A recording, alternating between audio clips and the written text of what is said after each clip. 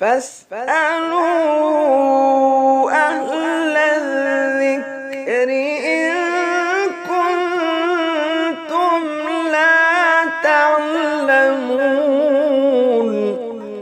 العلماء، علماء و عوام میں حائل خلیج دور کرنے کی ایک منفرد کاوش۔ بسم اللہ الرحمن الرحیم۔ لجنۃ العلماء للافتاء، فتویٰ نمبر 128، 27 ستمبر 2021۔ سوال: حال ہی میں عدالت عظمیٰ نے خواتین کی وراثت سے متعلق یہ فیصلہ جاری کیا ہے کہ وہ اپنی زندگی میں ہی وراثت سے حصہ لے لیں، بعد میں ان کی اولاد اس کا دعویٰ نہیں کر سکتی۔ اس فیصلے پر مفتیان کرام کی طرف سے شرعی تبصرہ اور بر وقت اظہار رائے کرنا بہت ضروری ہے۔ ابو عمار زاہد الراشدی، سیکرٹری جنرل پاکستان شریعت کونسل۔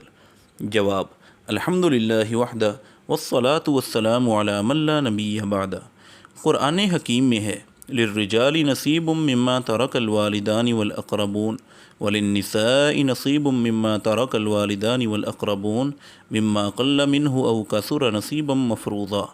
آدمی کے لیے حصہ ہے اس جائیداد میں سے جو اس کے والدین اور قریبی رشتہ دار چھوڑ جائیں، اسی طرح عورتوں کے لیے بھی حصہ ہے اس ترکہ سے جو والدین چھوڑ جائیں یا قریبی رشتہ دار چھوڑ جائیں، زیادہ ہو یا کم ہو، یہ اللہ کی طرف سے مقرر کردہ حصہ ہے۔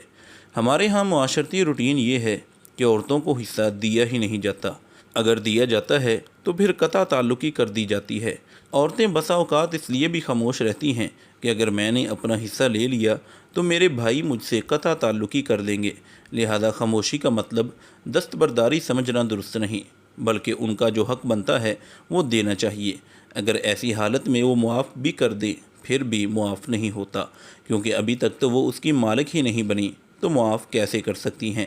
پہلے اس کو مالک بنا دیا جائے، اس کو ہر قسم کے پریشر اور دباؤ سے آزاد کیا جائے، پھر وہ اپنی مرضی اور خوش دلی سے کچھ دن گزرنے کے بعد دے دیتی ہے تو اس میں کوئی قباحت نہیں ہے۔ صورت مسئولہ میں عدالت کا فیصلہ درست نہیں کہ اگر کوئی خاتون زندگی میں اپنا حصہ وصول نہیں کر سکی تو اس کا حصہ ختم ہو جائے گا۔ جب اللہ نے اس کا حصہ مقرر کیا ہے تو کس اصول کے تحت اسے روکا جا سکتا ہے؟ لہذا وہ حصہ اسی کا ہے، اور جس کے پاس بھی پڑا ہے اس کے پاس بطور امانت ہے، جسے ادا کرنا ضروری ہے۔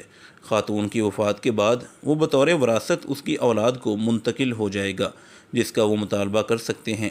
لہذا عدالت عظمیٰ کو اپنے فیصلے پر نظر ثانی کرنی چاہیے۔ وآخر دعوانا ان الحمدللہ رب العالمین۔